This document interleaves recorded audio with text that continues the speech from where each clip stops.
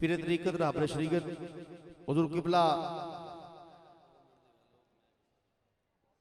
हज़रत ख्वाजा हाफ़िज़ मोहम्मद जमालुद्दीन तौसफ़ी रहमतुल्लाह अलैह, आपके लख्ते जिगर माताब तरीक़त हुज़ूर क़िबला अलहाज ख्वाजा गुलाम अल्लाह बख्श तौसफ़ी साहब क़िबला, आप तशरीफ़ लाए। अहबाब की जानिब से, अपनी जानिब से मैं समीम क़ल्ब से क़िबला को खुशामदीद कहता हूँ, चूँकि हमारी महफिल की आप जीनत हैं और क़िबला हुज़ूर ख्वाजा साहब इस महफिल पाक के मेज़बान भी हैं और अल्हम्दुलिल्लाह जितने भी यहाँ पर सना खान आते थे, दोस्त अहबाब मेहनत करते थे, उनसे पूरी मोहब्बतें पेश फरमाते थे। हुजूर के मिलाद पाक के सदके से अल्लाह करीम आपके दर्जात बुलंद फरमाए। कहिए जरा आमीन। और चूंकि एक कलाम मैंने पेश करना है, बिल्कुल मुख्तसर कलाम है और कलाम भी उस हस्ती की बारगाह में है जिनका जिक्र हर बंदे को हजम नहीं हो सकता। उच्ची बोलो जरा सुभान अल्लाह। चूंकि ये जो कलाम है ये कुछ लोगों को हजम होता है, कुछ को नहीं होता, लेकिन पढ़ना भी जरूरी है क्योंकि ड्यूटी है हमारी, तो पढ़ना है।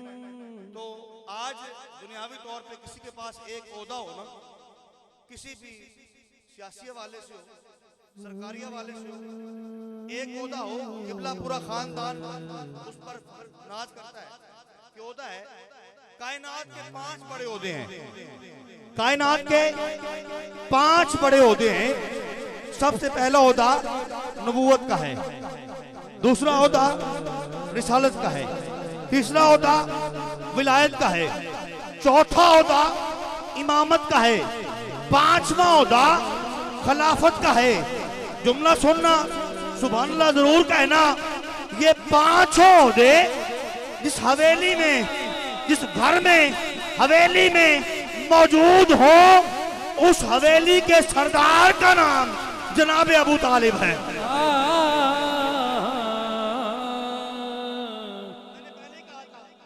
मैंने पहले कहा था, हर बंदे को हजम नहीं होगा, तो मैं फिर रिपीट कर रहा हूँ। 5 बड़े ओहदे हैं कायनात में, 5 बड़े ओहदे हैं। सबसे पहला ओहदा नबूवत का है, फिर रिसालत का है, फिर विलायत का है, फिर इमामत का है, फिर खिलाफत का है। ये 5 बड़े ओहदे जिस हवेली में मौजूद हो, उस हवेली के सरदार का नाम जनाब अबू तालिब है।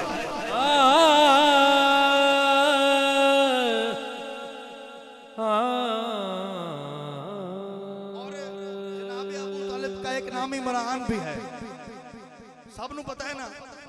दोनों हाथ उठाओ, नाराए हैदरी, नाराए हैदरी, नाराए हैदरी। अली का नाम लेता हूं, मुनाफिक बैठे हो, कुछ बोलो यार। अली का नाम लेता हूं, मुनाफिक कट के गिरते हैं। अली वालों बताओ तो मेरी तलवार कैसी है। अगला जुमला मैंने कहना नहीं, बस शान पढ़ रहा हूं। एक अलग शान की हवेली है, एक अलग शान की हवेली है। हवेली मैंने आपको बता दी है कि सारे बड़े ओहदे कायनात के उस हवेली में मौजूद हैं। उस हवेली के सरदार का नाम जनाब अबू तालिब है, जनाब इमरान है। एक अलग शान की हवेली है, एक अलग शान की हवेली है। ये जो इमरान की हवेली है, ये जो इमरान की हवेली है। एक अलग शान की हवेली है। ये जो इमरान की हवेली है, जिसने 2 ताजदार पाले हैं, जिसने 2 ताजदार पाले हैं, ताज पाले हैं। एक ताजदार नबूवत का है, एक ताजदार नबूवत का है, एक ताजदार विलायत का है। जिसने 2 ताजदार पाले हैं, जिसने 2 ताज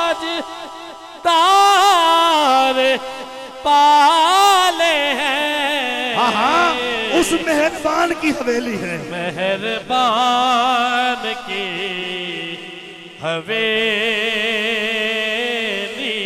है। उस मेहरबान की, उस मेहरबान की हवेली है। मेरा आखिरी शेर है, मेरे ईमान की अगर पूछो, मेरे ईमान की, ईमान की अगर पूछो, मेरे ईमान की, मेरे ईमान की अगर पूछो, अगर पूछो, कुल्ले ईमान की हवेली है। ईमान की हवेली एक अलग शान की हवेली है। अलग शान की हवेली। ये जो इमरान की हवेली है, इसने दो ताजदार पाले हैं, उस मेहरबान की हवेली है। मेरे ईमान की अगर पूछो, कुल्ले ईमान की हवेली है। आइए समाज करते हैं। क़िबला पीर तरीक़त महताब तरीक़त आलम नबील हज़रत अल्लामा पीर सैयद मोहसिन अली शाह साहब बुखारी क़िबला तशरीफ़ लाते हैं। अपने नूरानी विजदानी इरफानी बयान से हमारे क़ुल्ब ज़ान को रोशन और मुनव्वर फरमाएंगे।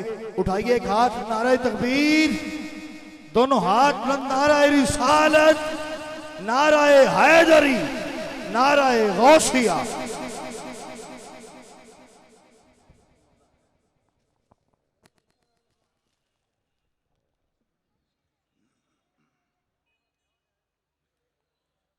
इन्नल हम्दुलिल्लाह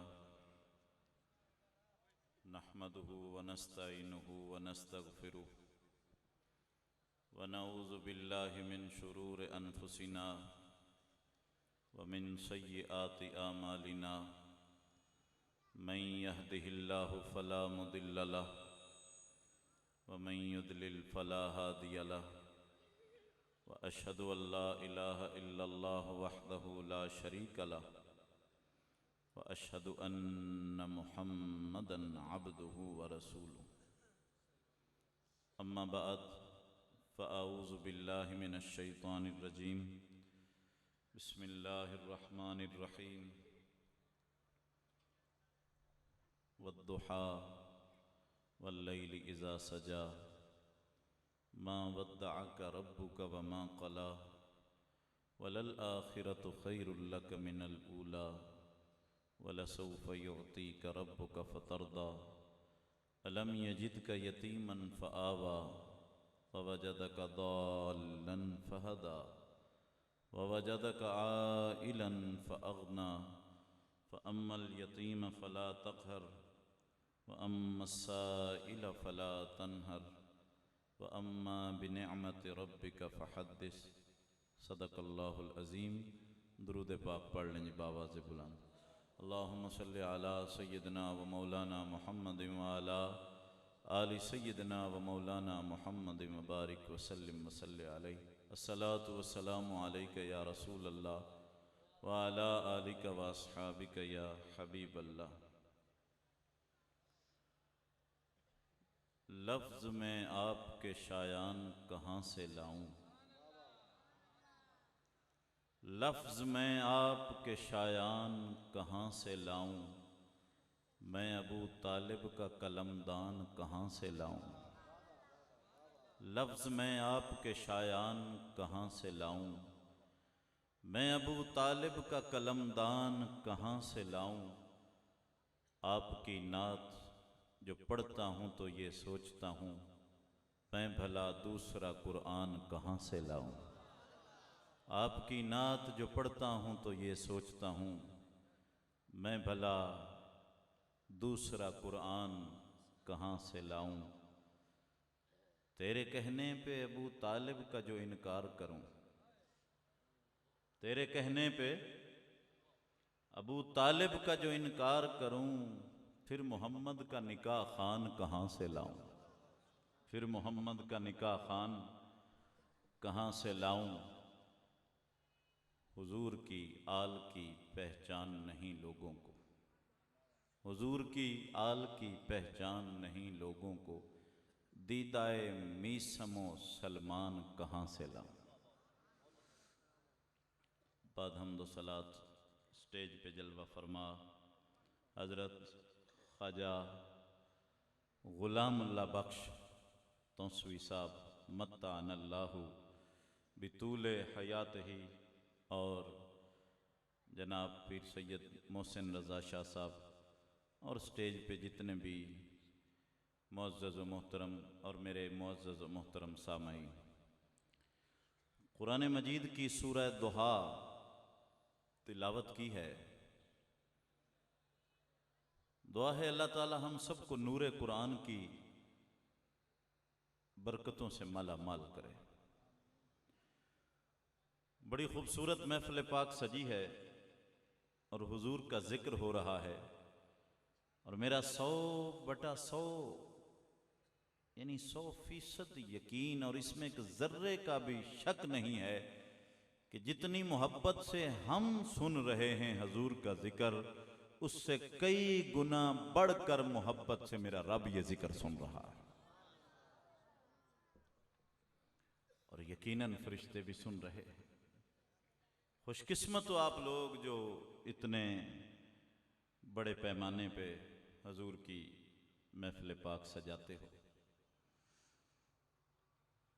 कुरान मजीद की ये बड़ी खूबसूरत सूरह मुबारका है, और इसमें जो मोहब्बत के अंदाज दिखाए गए हैं, ये पूरे कुरान में इस अंदाज से कहीं और नहीं आए। वद्दुहा, कसम है चाश्त के वक्त की, और ये चाश्त का वक्त आम नहीं, उस चाश्त के वक्त की कसम जब तू चाश्त की नमाज के लिए खड़ा होता है। वल्लैली इज़ा सजा, कसम है रात की जब वो फैलती है, यानी रात का वो वक्त जब तू तहज्जुद के लिए खड़ा होता है। एक ये माना है इसका। एक इसका माना और भी है, वद्दुहा, कसम है महबूब तेरे मुखड़े की। वल्लैली इज़ा सजा, कसम है महबूब तेरी जुल्फों की जब वो बिखरती है। तीसरी आयत सुनो, फिर नतीजा दूंगा। मां वद्दअका रब्बुका व मां कला, ना तेरे रब ने तुझे छोड़ा है और ना तेरा रब तुझसे बेजार हुआ है। मां वद्दअका रब्बुका, ना तो तेरे रब ने तुझे छोड़ा है, व मां कला, और ना तुझसे बेजार हुआ है। हुजूर पे वही उतरती थी, वही नाजिल होती थी, कुरान नाजिल होता था, जिससे आपके कल्बे अत्थर पे ठंड पड़ती थी, सुकून आता था। कुछ अरसा ऐसा गुजरा कि वही आना बंद हो गई। 15 दिन, 25 दिन, और बाज रिवायतों में 40 दिनों का भी जिक्र। वही आना बंद हो गई, महबूब का पैगाम आना रुक गया, फरिश्ते का आना बंद हो गया। वो चिट्ठी, वो पैगाम, वो मोहब्बत के खुतूत, वो सिलसिला जब रुक गया ना, तो कल्बे अत्थर पे इसका बोझ पड़ा। और जब हुजूर के दिल पर इसका बोझ पड़ा तो उसकी असरात जिस्म पर भी जाहिर हुए, और आप मक्के के बाजारों में गमगीन होकर चलते फिरते थे। और इसमें भी मोहब्बत का एक अंदाज है, जलवा दिखा के फिर पर्दा कर लेना, ये इश्तियाक और शौक को बढ़ाने के लिए होता है। उनसे कहते नहीं क्यों जलवा दिखाया तूने, उनसे कहते नहीं क्यों जलवा दिखाया तूने, लोग दीवाने को इल्जाम दिए जाते। भाई ये भी एक शौक बढ़ाने के लिए होता है, जलवा दिखा के फिर पर्दा कर लेना, ताकि इश्तियाक बढ़ जाए। वही आना बंद हो गई, कल्बे अत्थर पे बोझ आ गया। मक्के के बाजारों में गमगीन चलते थे तो काफिरों ने देखा हजूर को तो मेणा मारा और ताना मारा, और इतना सख्त ताना था कि जिसने कल्बे अत्थर को टुकड़े कर दिया। कहने लगे छोड़ गया मोहम्मद को इसका खुदा, बेजार हो गया मोहम्मद से उसका खुदा, खत्म हो गई इसकी कहानी। वो जो जिब्रील आता था, वो जो कुरान उतरता था, वो जो वही उतरती थी, सब कुछ खत्म हो गया। और अब ये गलियों में मारा मारा माज़अल्लाह फिरता है और इसका खुदा इसे छोड़ गया।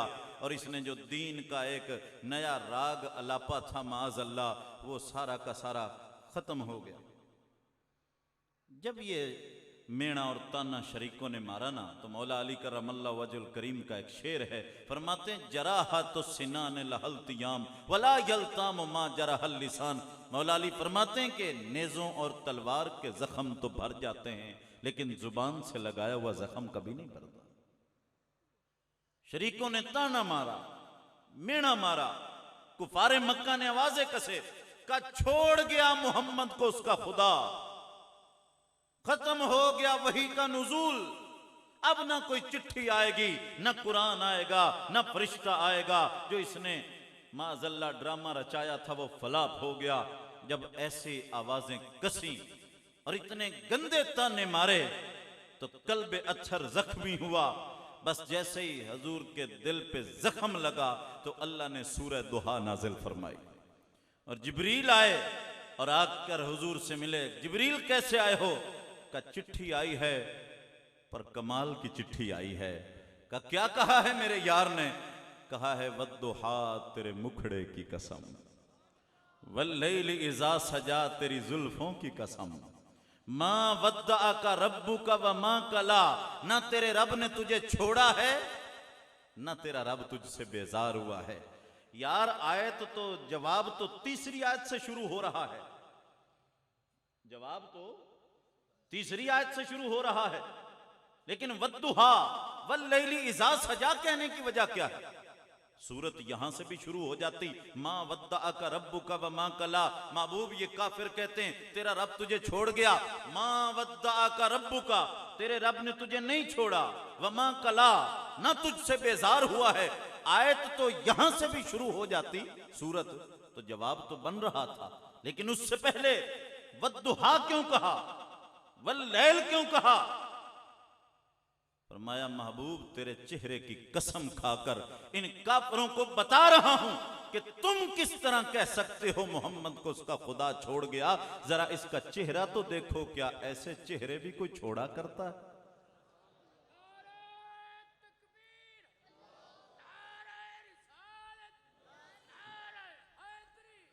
वद्दुहा वद्दुहा वल्लैल इज़ा सजा।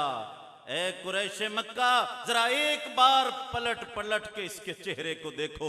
ऐसा चेहरा इस काबिल है कि इसे छोड़ा जाए? यो जे चेहरे छड्डण वाले आंदे होंदे ने, ऐसे चेहरों को कोई छोड़ता है?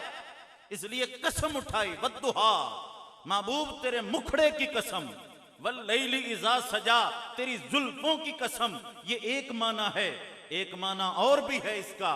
फरमाया वद्दुहा, महबूब मुझे कसम है तेरी शबे मेराज सुबह मिलाद की, वल्लैल इज़ा सजा मुझे कसम है तेरी शबे मेराज की, वद्दुहा महबूब मुझे कसम है तेरे अहले बैत के मर्दों की, वल्लैल इज़ा सजा मुझे कसम है तेरे अहले बैत के पर्दादारों की, वद्दुहा मुझे कसम है तेरे ज़ाहिरी कमालात की, वल्लैल इज़ा सजा मुझे कसम है तेरे बातनी कमालात की, वद्दुहा मुझे कसम है तेरे इस दुनिया में नूर बरसाने की, वल्लैल इज़ा सजा मुझे कसम है तेरे कब्र में दीदार करवाने की।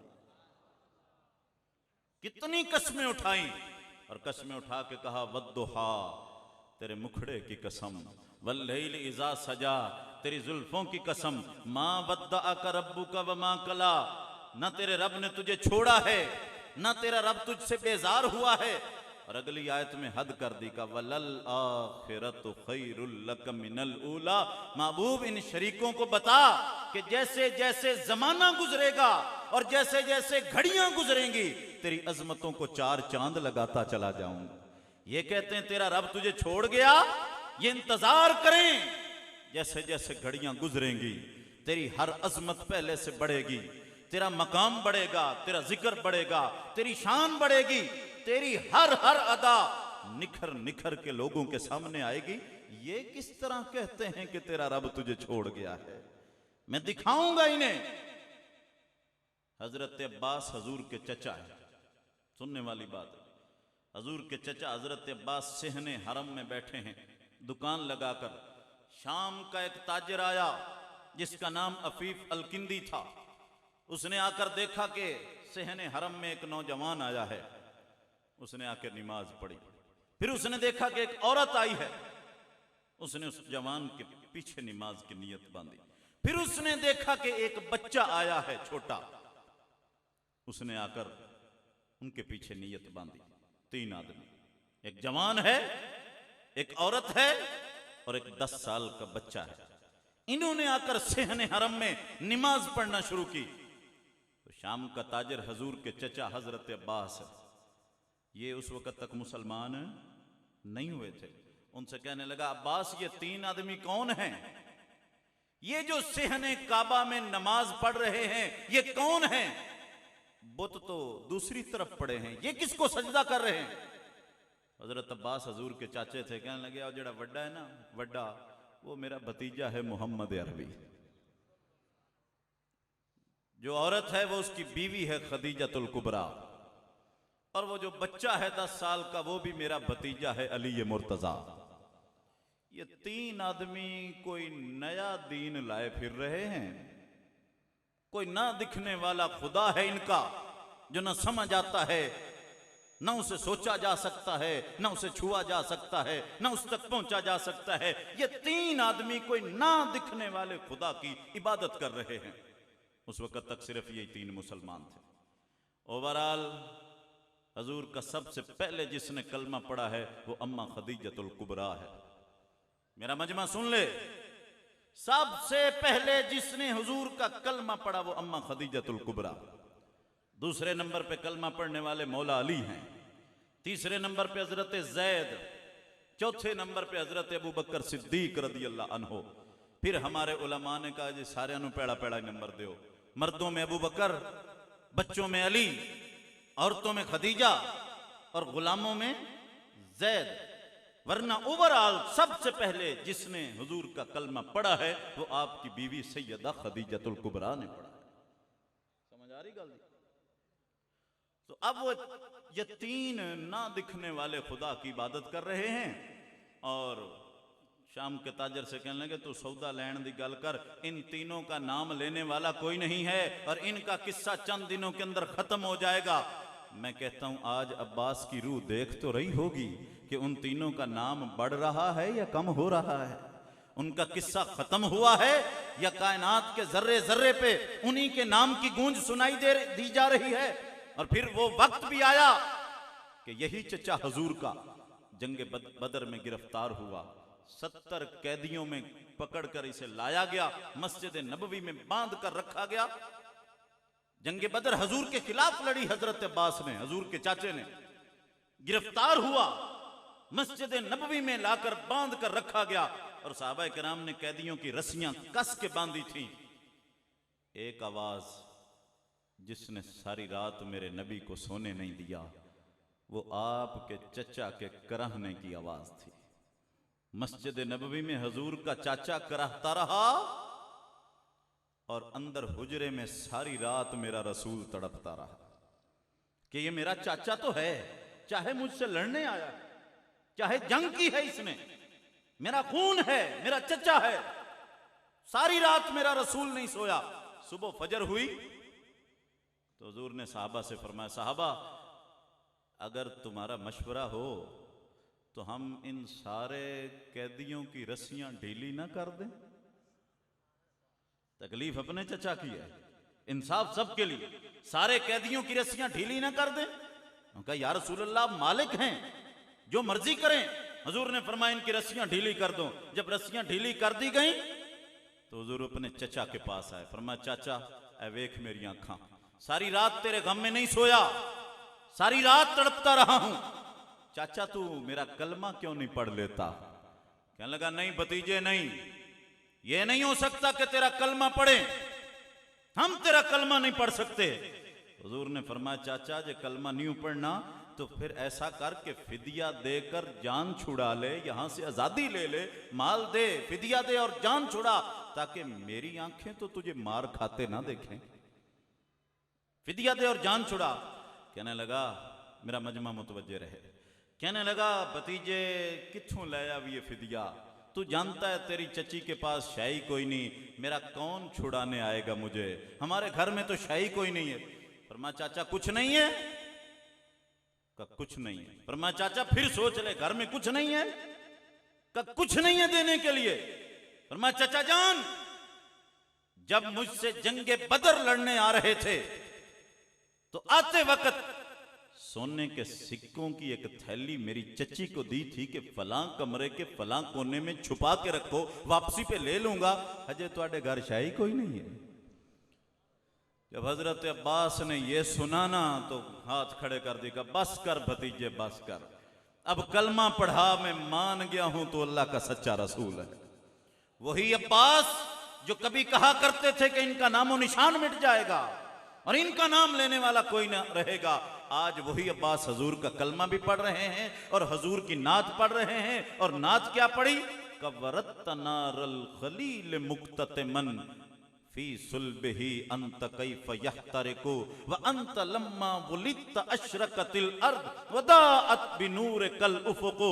हजरत अब्बास कहने लगे या रसूल अल्लाह, जब इब्राहिम को आग में डाला जा रहा था तो इब्राहिम को आग कैसे जलाती? खलील अगर आग से बचा है तो तेरे नूर की बरकत से बचा। नाराए तकबीर, नाराए रिसालत, नाराए हैदरी। मोहतरम जनाब राय गुलाम मुर्तज़ा साहिब और मोहतरम चौधरी इमरान कंबोज साहिब दिगर दोस्त आप तशरीफ लाए हैं, मोहब्बत के साथ बोलिएगा नाराए तकबीर, नाराए रिसालत, नाराए हैदरी, नाराए गौसिया। वरतनारल खलील मुक्ततमन फी सुल्बिही अंत कैफ यहतरिकु। वही अब्बास जो कल तक कहता था इसका नाम मिट जाएगा, आज खुद नाते पढ़ रहा है। तो कुरान कहता है वलल आखिरतु खैरुल लक मिनल ऊला। महबूब जैसे जैसे घड़ियां गुजरेंगी तेरी अजमतें बढ़ती चली जाएंगी। मेरे रसूल सफर से वापस आए, चेहरे पे गर्दो गुबार पड़ा था। सहरा का सफर, ऊंटनी पे सफर किया था, चेहरे पे गर्दो गुबार पड़ा था। सबसे पहले हुजूर मस्जिद गए। ये सुन्नत मुबारका थी कि जब भी सफर से वापस आया करते थे पहले मस्जिद जाते थे, 2 रकत तहियतुल मस्जिद पढ़ते थे, उसके बाद अपने घर जाते थे और अपने घर भी बाद में जाते थे। पहले फातिमा तो ज़हरा के घर जाते थे, पहले अपनी बेटी के घर जाते थे। वो सारा हुजूर के घर के साथ मिला हुआ था। हुण हजरत फातिमा दा सारा घर गुंबद खजरा दे अंदर आ गया है, सुनहरी जालियों के सारा अंदर आ गया है। बस वो मेहराब बाहर रह गई है, मेहराब तहज्जुद जिसे कहते हैं। बाकी सारा सैयदा फातिमा का घर गुंबद खजरा की जालियों के अंदर आ चुका है। हुजूर सबसे पहले मस्जिद आते और मस्जिद से 2 रकत पढ़ के फिर सैयदा फातिमा के घर जाते। इसमें भी राज है, मेरे रसूल ने बताना चाहा उम्मत को कि सबसे पहले मुझे खुदा का घर प्यारा है, फिर फातिमा तो ज़हरा का घर प्यारा है। और उम्मत को भी इसी तरह होना चाहिए। हुजूर जाते वक्त फरमा गए थे कुरान छोड़ के जा रहा हूं, दूसरा अपनी अहले बैत छोड़ के जा रहा हूं। कुरान और पंजतन पाक की मोहब्बत एक जैसी है, लाजिम व मलजूम है। जिसके सीने में पंजतन की मोहब्बत नहीं, वो लाख कुरान फहमी का दावा करे वो जहालत की मौत मरेगा। और जो सिर्फ अहले बैत से मोहब्बत करता है, कुरान से प्यार नहीं करता, वो भी राह से भटक जाएगा। इसलिए फरमाया कुरान और अहले बैत, ये 2 चीजें छोड़ के जा रहा हूं। बहरहाल सरकार के चेहरे पे मिट्टी पड़ी है। सैयदा के घर जब गए ना तो बेटी ने देखा अपने बाप को तो रोने लगी। अपने दुपट्टे से हुजूर का चेहरा साफ किया, अब्रुओं से मिट्टी साफ की और साफ करके रो रही हैं और कह रही मेरे बाबा को कितनी तकलीफ हो रही है। फरमाया बेटी फातिमा, ये तकलीफें तो कुछ नहीं है, वक्त आने वाला है, अल्लाह तेरे बाप को वो मकाम देगा कि इस धरती का कोई कच्चा या पक्का घर ऐसा नहीं होगा जहां तेरे बाप के नाम की गूंज ना सुनाई दे रही हो, जहां तेरे बाप का कलमा नहीं पहुंचेगा। इस धरती का कोई कच्चा या पक्का घर ऐसा नहीं होगा जहां तेरे बाप का कलमा ना पढ़ा जा रहा हो। वलल आखिरतु खैरुल लक मिनल ऊला। महबूब, जैसे जैसे घड़ियां गुजरेंगी तेरी अजमतें बढ़ती से बढ़ती चली जाएंगी। वक्त आएगा, तारीख देखेगी, हर दरबार में हर जगह तेरे बाप के नाम की गूंज सुनाई देगी। घड़ियां गुजरी, फिर देखा कि वही कभी 3 आदमी थे, और फिर जब नबूवत का 5वां ऐलान नबूवत का 5वां साल आया तो अबू जहल ने सहाबा पे जुल्म और सितम के पहाड़ तोड़ दिए। हजरत अम्मार बिन यासिर की वालदा हजरत सुमैया को उस जगह नेजा मार के अबू जहल ने शहीद किया कि मैं बता नहीं सकता। हजरत सुमैया इस्लाम की पहली शहीदा है। इस्लाम पर कुर्बान होने वाला पहला कोई मर्द नहीं है, औरत है हजरत सुमैया। जब हजरत सुमैया शहीद हो गई ना तो मेरे रसूल ने फरमाया, साहबा मक्का छोड़ दो, मक्का तुम्हारे लिए महफूज नहीं रहा, छोड़ दो मक्का और यहां से चले जाओ अपने इज्जतें जाने ईमान बचाकर। या रसूल अल्लाह, जाएं तो कहां जाएं? फरमाया, हबशा चले जाओ, हबशा चले जाओ। वहां का बादशाह नज्जाशी ईसाई तो है लेकिन दर्द दिल रखने वाला इंसान है। मजहबन तो ईसाई है लेकिन दर्द दिल रखने वाला इंसान है। जाओ उसके पास, हबशा चले जाओ, तुम्हें पनाह देगा। हजूर के सहाबा ने हिजरत की। पहले साल 17 मर्द 4 औरतों ने हिजरत की, दूसरे साल 83 मर्द और 18 औरतों ने हिजरत की। जब मुसलमान हबशा में जाके मुकीम होने लगे तो हुकूमत मक्का को खतरा महसूस हुआ। उनका ये तो हबशा में जाकर अपना दीन फैला रहे हैं, तबलीग कर रहे हैं, वहां ये फैलेंगे, इस्लाम फैलेगा, इनकी जमीयत बढ़ेगी, वहां से ये एक लश्कर तैयार करेंगे और मक्के पे हमला करेंगे और हमसे मक्का छीन लेंगे। ये सोचकर हुकूमत मक्का ने एक वफद तैयार किया, एक वफद तैयार किया और बहुत सारे तोहफे तहाइफ नजाशी के लिए भेजे, और उसके साथ पादरी खड़े होते थे, उन पादरियों के लिए भी तोहफे भेजे। उनके पहले पादरियों का पेट मार लिया जे, फिर तुम थोड़ा बोलोगे, पादरी तुम्हारे हक में ज्यादा बोले। पादरियों के लिए भी तोहफे भेजे, नजाशी के लिए भी तोहफे भेजे। ये कुफारे मक्का का वफद पहुंचा नजाशी के पास।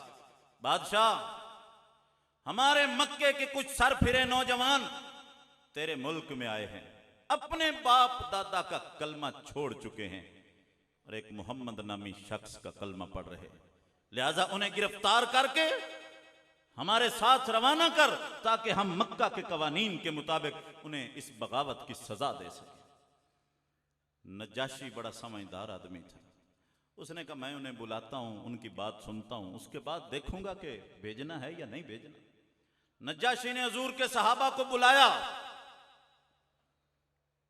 जब देखा ना तो फटे पुराने कपड़े फकीर लोग, फाका मस्त लोग, कहने लगा, नौजवानों कौन है मोहम्मद और क्या रिश्ता है तुम्हारा मोहम्मद अरबी से, और क्या है उसका दीन और क्या है उसकी तालीम?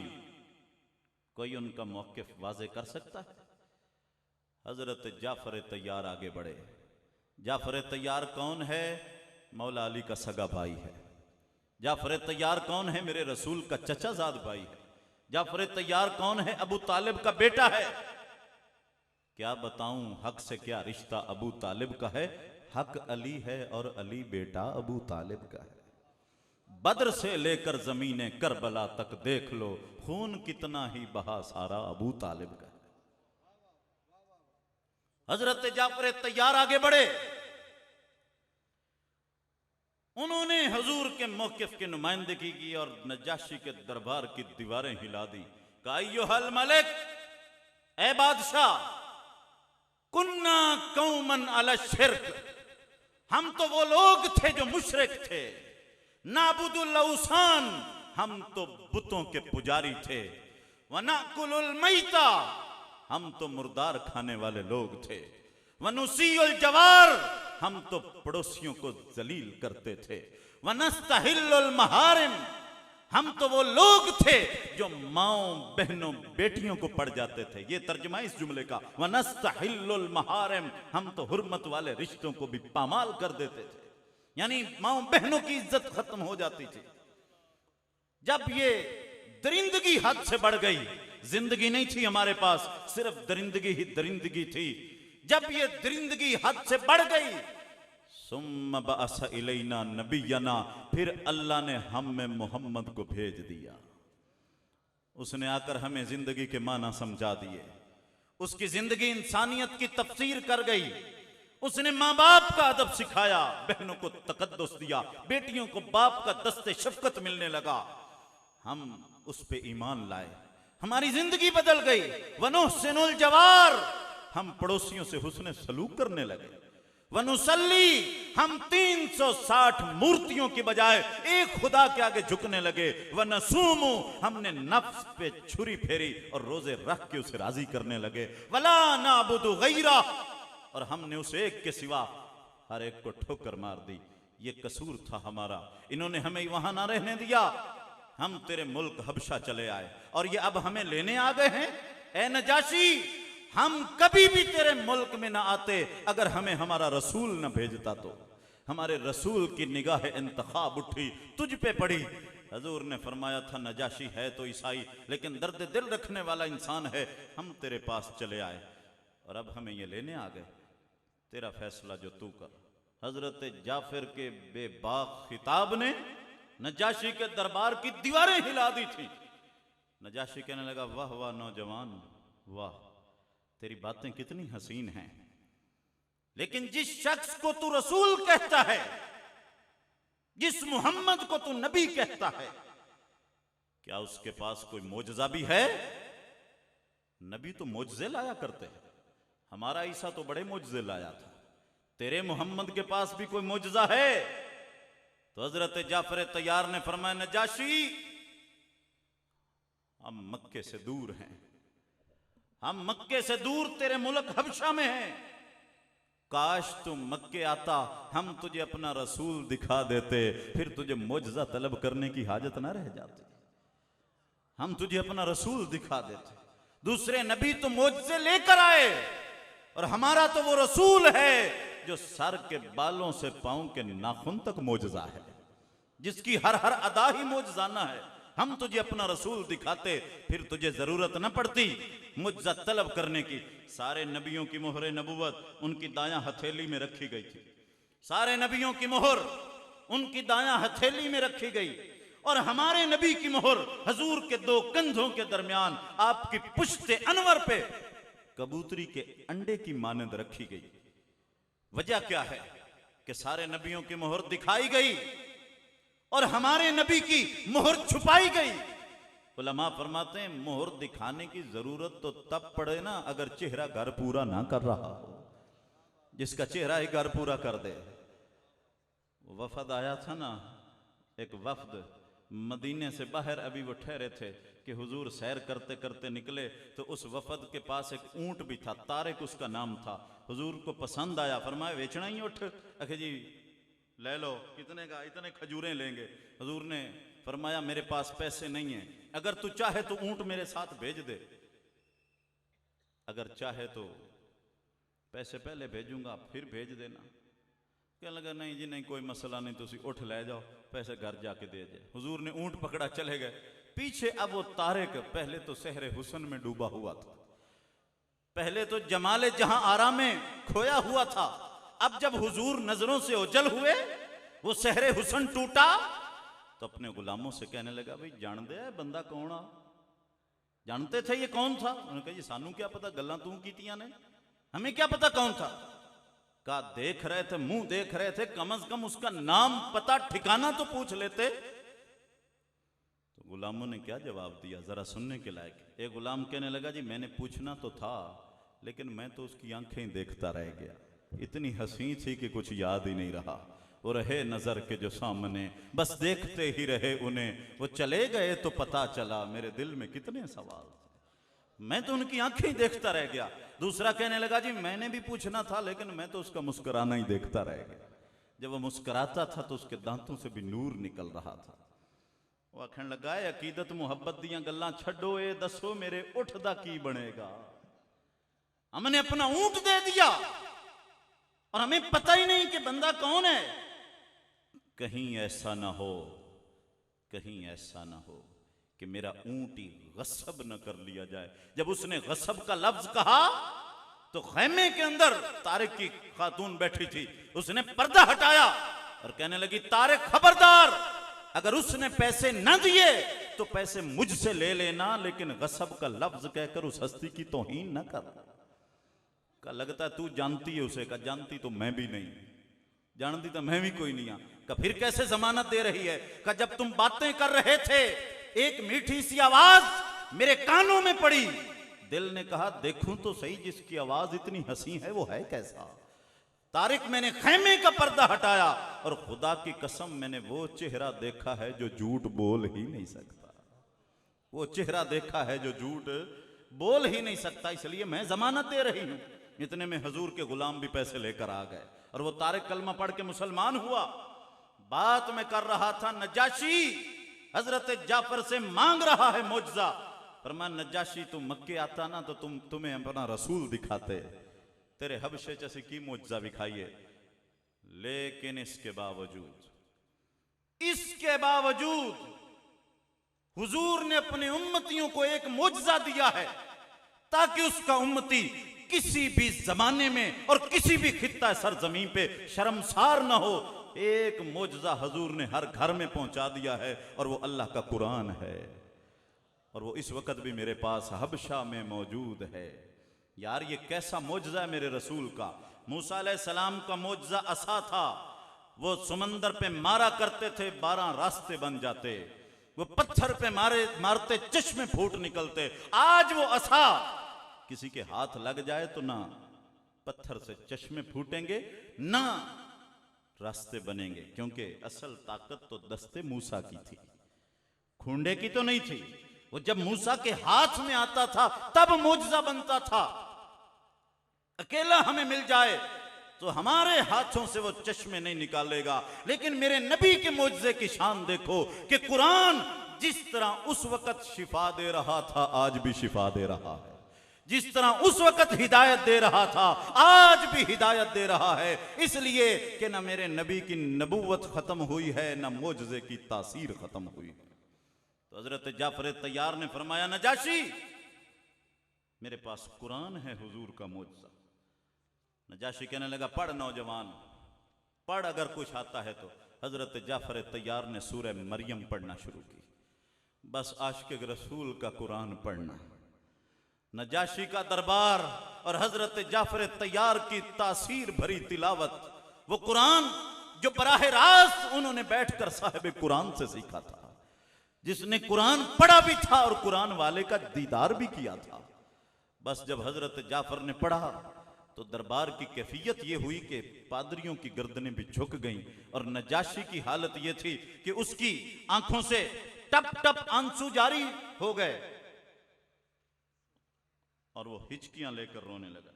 ये मुझे पकड़ा, एक नोट पकड़ा, हिचकियां लेकर रोने लगा। काफी देर के बाद उसके आंसुओं का तूफान थमा तो कहने लगा वाह वाह नौजवान, जो कुरान तूने पढ़ा है और जो कलाम मूसा लाए थे, ये दोनों एक ही दरिया की दो नहरें मालूम हो रही हैं। लिहाजा तुम मेरे मुकद्दस मेहमान हो, मैं तुम्हें मक्का की हुकूमत के हवाले नहीं कर सकता। मक्के का वफद नामुराद हुआ, हजूर के गुलामों को इज्जत मिली, तो मक्के के वफद ने एक चाल चली, मजहबी और अकीदत का कार्ड खेला। आजकल बड़ा खेला जाता है। कहने लगे नजाशी जिन लोगों को तू मुकद्दस मेहमान कह रहा है और जिन्हें तू इज्जत दे रहा है, ये लोग तो इतने खतरनाक हैं कि ये तो तेरे नबी ईसा को अल्लाह का बेटा ही नहीं मानते। ये किसी को किया जाए ना हाइपर करना हो ਹੁਣ ਸਾਡੀ ਮਹਿਫਿਲ ਹੈ, ਇੱਥੇ ਇੱਕ ਬੰਦੇ ਨੂੰ ਅਸੀਂ ਲੈ ਆਈਏ ਹਾਰ ਪਾ ਕੇ ਉਹਦਾ ਇਸਤਕਬਾਲ ਸਾਰਾ ਚੱਕ ਕਰੇ ਤੇ ਇੱਥੇ ਕੁਰਸੀ ਤੇ ਲਿਆ ਕੇ ਬਿਠਾ ਦਈਏ ਵੀ ਚੱਲ ਬਈ ਹਜ਼ੂਰ ਦੀ ਸ਼ਾਨ ਬਿਆਨ ਕਰ, ਤੇ ਉਹ ਆਖੇ मैं तो ਤੁਹਾਡੇ नबी मोहम्मद ਨੂੰ नबी ही नहीं मानता, तो क्या बिजली गिरेगी पंडाल के सीने में? हैं? कितनी तकलीफ पहुंचेगी कि हमारी ही महफिल में, हमारे ही स्टेज पे हमारे नबी की सरेआम उसने इनकार कर दिया, हमारे पल्ले छोड़ा ही क्या इसने? यही सूरत हाल थी। वो कहने लगे नजाशी, जिन्हें तू मुकद्दस मेहमान कह रहा है, ये तो तेरे नबी ईसा को अल्लाह का बेटा नहीं मानते, क्योंकि ईसाइयों का अकीदा था कि ईसा अल्लाह का बेटा है। जब नजाशी ने ये सुना ना, तो उसके साथ जो पादरी खड़े थे उन्होंने कहा बादशाह सलामत बुलाओ इन्होंने, बुलाओ, असी कोई इज्जत नहीं देंगे, अगर ईसा नु अल्लाह का बेटा मनणगे मुअज़्ज़ज़ मेहमान, अगर नहीं मनते इन्हें गिरफ्तार करके भेज दे, हमारा इनसे कोई तल्लक नहीं। नजाशी ने हजूर के सहाबा को दोबारा बुलाया, कहने लगा हाँ नौजवान, हजरत जाफर तैयार से कह रहा, हाँ नौजवान, क्या कहता है तेरा मोहम्मद मेरे ईसा के बारे में? क्या कहता है तेरा मोहम्मद मेरे ईसा के बारे में, क्या कहता है? तो हजरत जाफर एक लम्हे के लिए रुके, कहते हैं मैंने सोचा कि अगर सच बताऊं तो ये मेरी गर्दन मार देंगे, और झूठ बोलता हूं तो ईमान चला जाएगा। फिर कहने लगे हजारों जाने हो मदनी सरकार की एक अदा पे कुर्बान, हम तो दियारे गैर में हजूर के नुमाइंदे बन के आए हैं, हजूर से हमने ही बेवफाई कर ली तो फिर वफा कौन करेगा? नहीं, आपने फरमाया बादशाह चाहे मेरी जुबान काट दे या मुझे तख्ता दार पे लटका दे, मैं वही कहूंगा जो मेरे मोहम्मद ने मुझे तालीम दी है, और मेरे नबी ने बताया है कि ईसा अल्लाह का बंदा है, रूहुल्लाह है, कलेमतुल्लाह है, अल्लाह ने उसे किताब दी है, नबूवत दी है, मां की गोद में उसने कलाम किया था, मिट्टी का परिंदा बनाता था, फूंक मार के उड़ा देता था, अंधे को हाथ लगाता था बीना कर देता था, मुर्दे को ठोकर मारता था जिंदा कर देता था। ये सारी शानें मेरे रसूल ने बताई हैं, लेकिन इस सब के बावजूद मेरा रसूल कहता है कि ईसा अल्लाह का बेटा नहीं, अल्लाह का बंदा है। जब उनके दरबार में नजाशी के सामने हजरत जाफर तैयार ने कलमा हक बुलंद किया और उनके अकीदे की धज्जियां उड़ा दी, तो उन पादरी, नजाशी ने तो कुछ नहीं कहा, वो जो पादरी खड़े थे उन्होंने इस तरह तलवारें निकाली। जब वो तलवारें निकालने लगे न्याम से, तो नजाशी उठ के खड़ा हुआ और उसने अपना नेजा जोर से मारा, जमीन पे पटका, खबरदार खबरदार, अगर कोई अपनी जगह से हिला तो। जितना इस नौजवान ने बयान किया है, नजाशी ने एक तिनका उठाया जमीन से, इंज कख तिनका उठाया, कहने लगा जितना इस नौजवान ने बयान किया है, ईसा इस तिनके जितना भी उससे ज्यादा नहीं है, उतना ही है जितना मोहम्मद मुस्तफा बता रहे हैं। बस नजाशी के दरबार में जब हजूर की इज्जत हुई, सरकार तक ये खबर पहुंची कि नजाशी ने अपने दरबार में आपकी इज्जत की है, हुजूर के कलेजे पे ठंड पड़ गई। हुजूर ने इस बात को याद रखा। फिर जब आप हिजरत करके मदीना चले गए तो वहां खबर आई कि नजाशी फौत हो गया है। हुजूर ने फरमाया उठो मेरे सहाबा और नजाशी की नमाज़े जनाजा पढ़ो। सहाबा ने अर्ज की या रसूल अल्लाह, नजाशी की तो मैयत यहां नहीं है मदीने में, वो तो हबशा में फौत हुआ है। फरमाया उसकी नमाज़े जनाजा किसी ने नहीं पढ़ी, और जिसका कोई नहीं होता उसका मोहम्मद होता है। उठो मैं तो उसकी जनाजा पढ़ूंगा। वहां हुजूर ने नमाज जनाजा पढ़ी। यहां से ये गायबाना नमाज जनाजा की दलील ली जाती है, लेकिन हमारा मौक़िफ़ ये कि दलील बनती नहीं है। इसलिए सहाबा फरमाते हैं कि जब हुजूर ने तकबीर कही तो हमने भी पीछे तकबीर कही, तो अल्लाह ने हमारी आंखों से पर्दे हटा दिए और हमने नजाशी की मैयत को हुजूर के सामने पड़ा हुआ देख लिया। बज़ाहिर तो वो गायबाना थी, लेकिन हकीकत में हुजूर के सामने कर दी गई थी, क्योंकि सरकार जो उसके लिए दुआ करने खड़े हुए थे। इसलिए हजरत अब्बास ने कहा इन तिन्ना दा कोई नहीं नाम चलना। अल्लाह ने फरमाया वलल आखिरतु खैरुल लक मिनल ऊला। महबूब ये कहते हैं इसका रब उसे छोड़ गया। महबूब देखना, बादशाहों के दरबारों में तेरे नाम के डंके ना बजवाए तो मुझे खुदा ना कहना। वलल आखिरतु खैरुल लक मिनल ऊला। एक अरब ने आदमी का बोलबाला कर दिया, खाक के जर्रों को हम दोषे सुरैया कर दिया। खुद जो ना थे राह पर औरों के हादी हो गए, क्या नजर थी जिसने मुर्दों को मसीहा कर दिया। और इससे अगली आयत में फरमाया, मैं बस बात खत्म करने लगा हूं, वला सौफ युतीका रब्बुका फतरदा। महबूब ये कहते हैं तेरा रब तुझे छोड़ गया है, महबूब इंतजार कर, तेरा रब तो तुझे इतना देने वाला है कि तुझे राजी करके छोड़ेगा, तुझे राजी करके छोड़ेगा। सारी दुनिया तो अल्लाह को राजी करने में लगी हुई है, और कैसा रब है जो अपने महबूब को राजी करने में लगा हुआ। तेरा रब तुझे इतना देगा कि तू राजी हो जाएगा। जब ये आयत उतरी तो मेरे नबी के चेहरे पे मुस्कुराहट फैली, हजूर के चेहरे पे मुस्कुराहट फैली।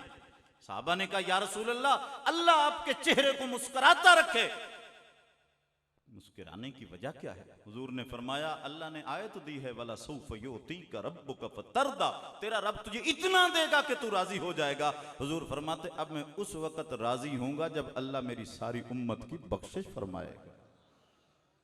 बुखारी शरीफ के अंदर हदीस ना हो, मैं जिम्मेदार, उठाओ बुखारी शरीफ। हुजूर फरमाते हैं, हर नबी को अल्लाह ने एक दुआ दी थी, हर नबी को अल्लाह ने एक दुआ दी थी, नबूवत का कोटा। नबी बनाते वक्त नबूवत के कोटे में उसे दुआ दी थी ताकि जो चाहता है मनवा ले। हर नबी ने वो दुआ दुनिया में इस्तेमाल कर ली, लेकिन मैं मोहम्मद ने वो दुआ इस्तेमाल नहीं की। या रसूल अल्लाह, आप कब करेंगे? फरमाया, क़यामत के दिन अपनी उम्मत की बख्शिश के लिए वो दुआ इस्तेमाल करूंगा। वला सौफ युतीका रब्बुका फतरदा। और उसके बाद बस इसी आयत का तर्जुमा तफसीर करते हैं थोड़ी सी, और आधी सूरत करते हैं, आधी फिर कभी वक्त काफ़ी हो गया, ये तो बड़ा लंबा मजमून है। अलम यजिद का यतीमन फआवा, बड़ी लज्जत है इस जुमले में। ये उस ताने का जवाब है जब कुफार ने कहा था छोड़ गया मोहम्मद को उसका खुदा। पहला जवाब तो ये दिया, माँ वद्दा का रब्बू का, तेरे रब ने तुझे छोड़ा नहीं, व माँ कला, और ना तुझसे बेजार हुआ है। एक जवाब ये दिया, और आगे जाकर बड़ी बात की, अलम यजिद का यतीमन फआवा। महबूब, इन कुफार को बताओ कि तेरा रब तुझे छोड़ सकता है। अगर छोड़ना होता तो उस वक्त छोड़ता तुझे बेसहारा, जब तू यतीम हुआ था। लेकिन अलम यजिद का यतीमन, जब तू यतीम हुआ था, फआवा, तुझे कैसा शफीक ठिकाना दिया था। इस आवा से क्या मुराद है? इस आवा से मुराद सैयदना अबू तालिब की जात है। इस आवा से मुराद सैयदना अबू तालिब की जात है। तुझे ऐसी पनाहगाह दी जिसने अपनी औलाद से बढ़कर तेरी खिदमत की, तेरी हिफाजत की। हुजूर 3 माह के पेट में थे, बाप का साया उठ गया। 6 साल के थे, मां चली गई। 8 साल के थे, मक्के का सरदार अब्दुल मुत्तलिब रहलत फरमा गया, और हजरत अब्दुल मुत्तलिब के 10 बेटे थे, एक तो विसाल फरमा गए। 9 बेटों को इकट्ठा करके फरमाया, ये मेरा बच्चा है, ये अमानत किसी एक के सुपुर्द करना चाहता हूं, कौन इस अमानत का ख्याल करेगा? फिर हजरत अबू तालिब को बुलाया, ये मेरा बच्चा है, इसे मैंने अपनी जान से ज्यादा प्यारा रखा है। अबू तालिब, मुझे तुझ पे भरोसा है, मेरे इस बच्चे को तकलीफ ना होने देना। हजरत अबू तालिब ने गर्दन झुका ली और कहा, बाबा जान, आपसे वादा रहा, जब तक मैं जिंदा हूं तेरे इस बच्चे को तकलीफ नहीं होने दूंगा। और फिर तारीख ने साबित किया, वक्त आया कि हजरत अबू तालिब जब हुजूर को सुलाते थे चारपाई पर, अपने बच्चों को भी सुलाते थे, आधी रात का वक्त होता तो हजरत अबू तालिब हुजूर को उठाकर अपने साथ लिटाते और अपने बच्चों में से किसी को उस चारपाई पे लिटा देते कि कोई दुश्मन मेरे मोहम्मद को कत्ल करने आए तो उसकी जगह अबू तालिब का बेटा तो कत्ल हो जाए, मेरे मोहम्मद को तकलीफ ना पहुंचे। अलम यजिद का यतीमन फआवा। 9 साल की उम्र मुबारक हुई। किताब का नाम है अर्रहीकुल मख्तूम, लिखने वाले अहले हदीस आलिम सफ़ीउर रहमान मुबारकपुरी। सीरत का मुकाबला हुआ, मक्कातुल मुकर्रमा में पहले नंबर पे किताब आई है, एक ही जिल्द में पढ़ने वाली किताब है अर्रहीकुल मख्तूम। सफ़ा 43 पे लिखा है कि 9 साल थी हुजूर की उम्र कि मक्का में जब कहत पड़ा तो लोग आए अबू तालिब के पास, तू मुतवल्ली काबा है, दुआ करना बारिश नाजिल हो। तो आपने हुजूर की पुश्त अनवर बैतुल्लाह की दीवार के साथ लगाई और लगा के कहा, बेटा दुआ कर। हुजूर ने इस तरह उंगली उठाई, बस नन्ही सी उंगली का उठना था कि बारिश बरसने लगी।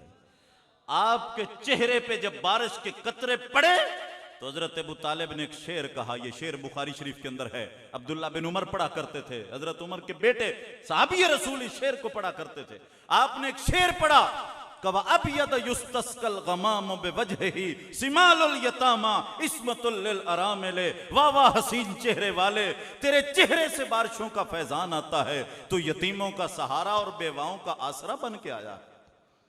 ये 9 साल की उम्र में शेर पढ़ा था अबू तालिब ने। और फिर वक्त गुजरा, 40-45 साल गुजरे, मदीना है और मस्जिद नबवी है, मेरा रसूल खुतबा इरशाद फरमा रहा है। एक सहाबी उठे, या रसूल अल्लाह कैद पड़ गया है, कैद पड़ गया, हमारे इलाकों में बारिश नहीं हो रही, दुआ करे ना। हुजूर ने हाथ उठाए, बस जैसे ही हाथ उठाए तो अल्लाह ने बारिश नाज़िल की। तो मदीना में मस्जिद नबवी के मिंबर पे मेरे सरकार ने बारिश उतरती देखी तो आपने फरमाया, आज मेरा चचा होता तो उसकी आंखें ठंडी हो जाती। कोई हो जो मुझे मेरे चचा अबू तालिब का वो शेर सुनाए। तो हजरत मौला अली उठ के खड़े हुए, कहा अपने अब्बे दा शेर मैं सुनाना तुहानू, व अब यद युस्तस्कल गमाम बिवजहिही सिमालुल यतामा इस्मतुल लिल अरामिले, वाह वाह हसीन चेहरे वाले, तेरे चेहरे से बारिशों का फैजान आता है, तू यतीमों का सहारा और बेवाओं का आसरा बन के आया है। कैसा सहारा था। 11 साल की उम्र हुई, शाम का सफर किया हजरत अबू तालिब ने। ये 2 सफर करते थे मक्का वाले, शाम शुमाली तरफ है, ठंडा इलाका, गर्मियों में शाम जाते थे, सर्दियों में यमन जाते थे, यमन जुनूबी है। तो हजरत अबू तालिब 11 साल के थे हुजूर। हजरत अबू तालिब जब जाने लगे ना तो हुजूर ने कहा, चाचा मैनू किदे सारे छड़ के चले, मैं किसके पास रहूंगा। पर मैं बेटे अब जाना तो है ना, तिजारत के बगैर घर भी तो नहीं चलता। कहा चाचा मैं कहाँ रहूंगा और किसके सहारे रहूंगा। जब हजरत अबू तालिब जाने लगे तो हुजूर की आंखों में आंसू तैरने लगे। 11 साल की उम्र है हुजूर। जब आंसू तैरते देखे तो सीने से लगा लिया और कहा, चल पुत्र मेरे नाल ही चल शाम दा। ये पहला सफर था 11 साल। शाम पहुंचे, वहां एक बुहैरा राहिब की इबादत गाह थी। बुहैरा, सीरत की सारी किताबें उठाओ, बुहैरा राहिब उसकी इबादत गाह। वो दुनिया से बिल्कुल कट चुका था, किसी से मिलता नहीं था। रहबानियत कहते इसे कि दुनिया से बीवी बच्चियां तो ही बंदा ਜਾਂਦਾ रहे, उसनू रहबानियत कहते ने। हमारे इस्लाम में रहबानियत मना की गई, इस्लाम में रहबानियत नहीं है। बुहैरा राहिब अपनी इबादत गाह में रहता था, कभी निकलता नहीं था। आज जब हजरत अबू तालिब हुजूर को लेकर पहुंचे ना तो बुहैरा अपनी इबादत गाह से बाहर निकला और बाहर निकलकर रास्ते में इस्तकबाल करने लगा। कहा आप कौन हैं? कहा अबू तालिब हूं, मुतवल्ली काबा। कहा अबू तालिब ये बच्चा कौन है? कहा मेरा भतीजा है मोहम्मद अरबी। कहा अबू तालिब तुझे खबर दूं, एक खबर दूं तुझे? बुहैरा राहिब कह रहा है। कहा क्या खबर? कहा हाजा सैयदुल आलमीन, ये तमाम जहानों का सरदार है ये बच्चा। दूसरा जुमला बोला हाजा रसूल रब्बिल आलमीन, ये रब्बुल आलमीन का रसूल है तेरे साथ। तीसरा जुमला का यब असहुल्लाहु रहमतल लिल आलमीन, ये तो वो है जिसे अल्लाह तमाम जहानों की रहमत बना के मबूस करने वाला। तो हजरत अबू तालिब कहने लगे तुझे कैसे पता चला? तो कहने लगा कि जब तुम पहाड़ी से उतर रहे थे और मैं अपने गिरजे की दूसरी मंजिल पे बैठा था, मैंने तुम्हें देखा। जब तुम उतर रहे थे तो कोई दरख्त और पत्थर ऐसा ना था जो झुक झुक कर इस बच्चे को सलाम ना कर रहा हो। और हमने अपनी किताबों में पढ़ा है कि दरख्त और पत्थर सिर्फ नबियों को झुका करते हैं और किसी को नहीं झुका करते। जिस नबी की बिशारतें ईसा अलैहिस्सलाम दे गए, मुझे लगता है ये वही नबी है। हजरत अबू तालिब वहां से वापस लेकर तिजारत का सफर छोड़ा, का यहूदी ने शहीद न कर दे, वापस लेकर आए। इस तरह हजरत अबू तालिब ने पाला संभाला। 3 साल शोबे अबी तालिब में बनी हाशिम के लिए पहरा बनकर खड़ा होने वाला अबू तालिब। और अबू तालिब पर तो चलो इख्तलाफ है, बाज कहते हैं कलमा नहीं पढ़ा, बाज कहते हैं कलमा पढ़ा, हमारा तो तहकीक है कि वो मोमिन थे। खैर इस पे छोड़ो, अबू तालिब की बीवी तो मुसलमान थी ना, फातिमा बिनते असद, वो तो मुसलमान थी। उसकी तो कब्र में मेरा रसूल लेटा है, उसकी तो कब्र जन्नतुल बकी में है, उसके लिए तो मेरे रसूल ने अपना कुर्ता दिया है कि ये मेरी मां है, जब इसे कफन पहना चुको औरतों वाला तो इसे मेरा कुर्ता देना, ताकि क्यामत के दिन उठे थे उसके जिस्म पे नबियों के ताजदार का लिबास होना चाहिए। फातिमा बिनते असद तो मुसलमान थी, लेकिन मजाल है हमारे शायरों के कलम टूट जाते हैं। दाई हलीमा की बकरियां और चादर तो याद रहती है, फातिमा बिनते असद का कुर्ता तो याद नहीं रहता। वजह क्या है? वजह यह है कि वो अली की मां है, और हुजूर ने उनके लिए क्या शहादत दी। जब जनाजा पढ़ाया ना तो हुजूर कब्र में लेट गए, और कब्र में लेटे और जनाजा हुजूर ने पढ़ाया, और उसके बाद फरमाने लगे ये मेरी मां थी और इसने मुझे इस तरह पाला है कि ये जब मुझे और अपने बच्चों को खाना देती थी तो हम सारे मिलकर खाना खाते थे, और जब खा के इसके बच्चे चले जाते तो मुझे बुला के कहती बेटा मोहम्मद मैं तेरे वास्ते वखरे भी छुपा के रखे हो यार, तू वो खा ले। कायनात के अंदर सिर्फ एक खातून है जो अपनी औलाद से भी बढ़कर प्यार जिसने करके अमली सूरत में दिखाया है, और वो फातिमा बिनते असद है। उसने तो 40 साल हजूर को पाला है, हैं? 2 साल पालने वाली की नातें बनाई गई हैं। बनाओ भाई, मैं कोई हलीमा सादिया का मुनकर हूं? मेरी तो वो माँ है, हैं? हमारी माँ है सबकी, बनाओ, इससे भी ज्यादा बढ़कर बनाओ। लेकिन एक बात याद रखो, अगर 10% नातें और मनकबतें हलीमा सादिया की लिखते हो तो बाकी 90% फातिमा बिनते असद की लिखा करो, तब जाकर पलड़ा बराबर होगा, वरना इस मुजरिमाना रवेश का हमारे पास जवाब नहीं होगा। हुजूर ने पूछ लिया, मेरी मां दी गल कदी नहीं की थी कि उस मैनू पालिया, इसीलिए नहीं की कि वो अबू तालिब की बीवी थी और अली की मां थी। पूछ लिया मेरे रसूल ने तो हलीमा वाले सारे की कर सन उस टाइम, नहीं समझो गल। कोई है मर्दे मैदान, कोई है हिम्मत करे, मुझे इसका जवाब चाहिए। जिसने 45 साल पाला और औलाद से बढ़कर पाला। हजरत हलीमा की शान बड़ी है, लेकिन वो ले गई थी ताकि मुझे इनाम मिलेगा बदले में, इसलिए पालती हूं। और इसने तो पाला था कि मैं पालूंगी तो मुझे अल्लाह की तरफ से इनाम मिले। फर्क समझो मरातब का। तो फातिमा बिनते असद तू ही मुतारफ कराओ लोगों नू। शाह साहब आपने अबू तालिब की मनकबत पढ़ी, दिल ठंडा हो गया। हजूर के ख़ानदान से जो मोहब्बत करता है ना, बराह रास्त हजूर की मोहब्बत ले जाता है।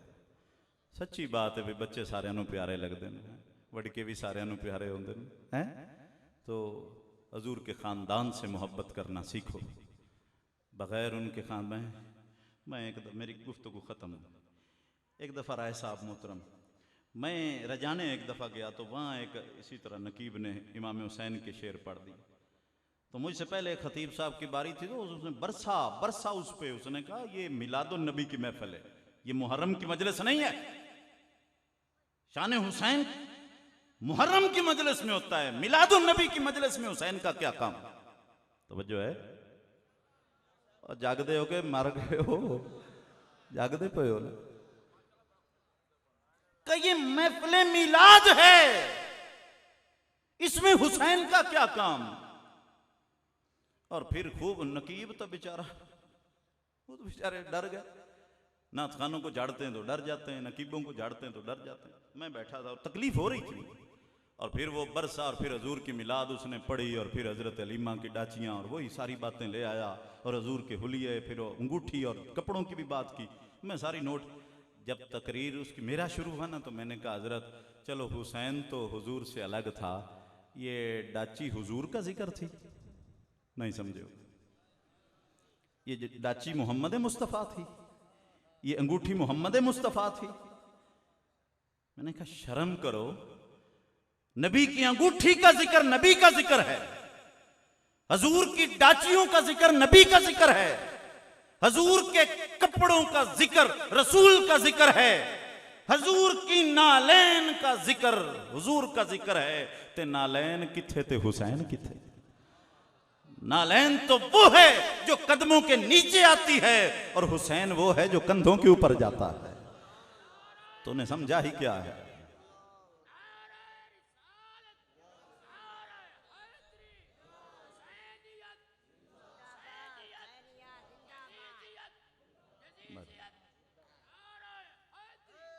इसलिए ये माशाल्लाह, इसलिए ये हजूर से अलग नहीं है। जिस तरह हजूर के उन चीज़ों का जिक्र करते हो, हजूर के जिगर के टुकड़ों का भी जिक्र किया।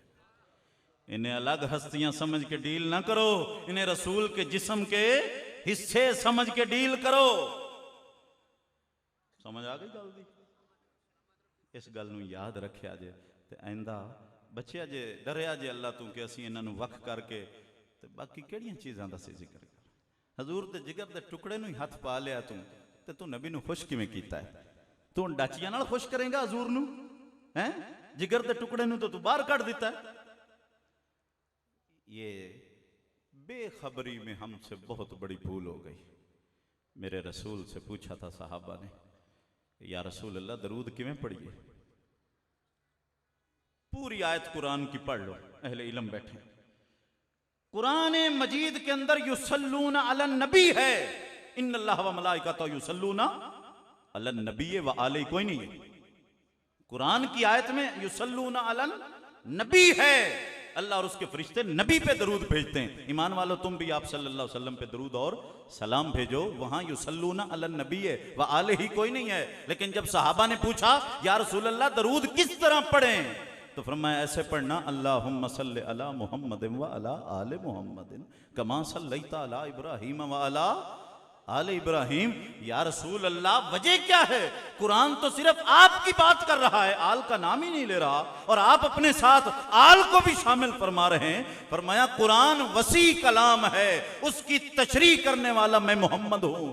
कुरान मेरा नाम लेकर दुनिया को बता रहा है कि जब नबी का जिक्र आ गया तो नबी के सारे जिस्म के हिस्से तो नबी के अंदर ही आते हैं। आल वक्फ होवे तो कुरान वक्फ करके जिक्र करे। समझ आ गई? तो जहां हुजूर का जिक्र करते हुजूर के बच्चों का भी जिक्र लाजिम बनाओ। अल्लाह हमें अमल की तौफीक